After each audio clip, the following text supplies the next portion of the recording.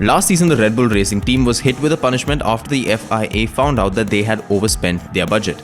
However, the McLaren team boss Zak Brwon feels that Formula 1 should allow teams to be free to come up with new innovations during the season. So hello and welcome to Forward Motorsports. Today we're going to tell you what Zak Brwon had to say.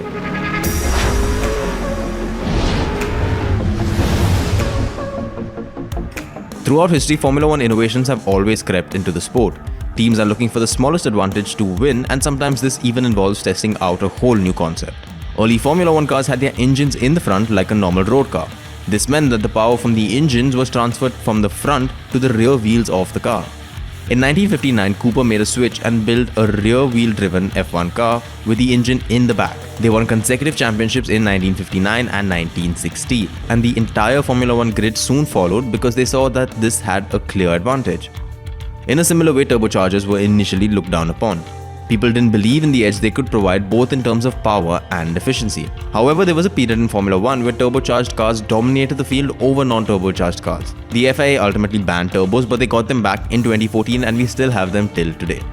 So throughout history, Formula 1 teams have been innovating in order to excel. However, of late that is becoming rare due to the fact that strict technical orders are there from the FIA. Teams have a set of rules which they have to follow, which is why most of the cars look the same across the grid.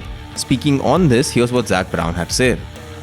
If you've got a cost cap, then there should actually be some more technical freedom within the cost cap. You would then see more innovations and risk taking, and the cars would look even more different. If you have the cap, then you've kind of got two guidelines, as everything has to look exactly like that and you can't spend more than that. Just stop with the spending and do what you want. I think you could bring out more innovation and everyone could learn from each other.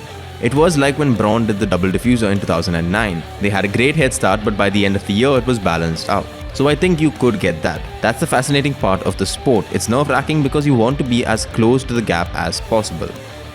This season, even new wing designs have come under scrutiny of the FIA. However, the FIA claims that this is done in order to promote more equal racing. So the question is, what is more important to the FIA?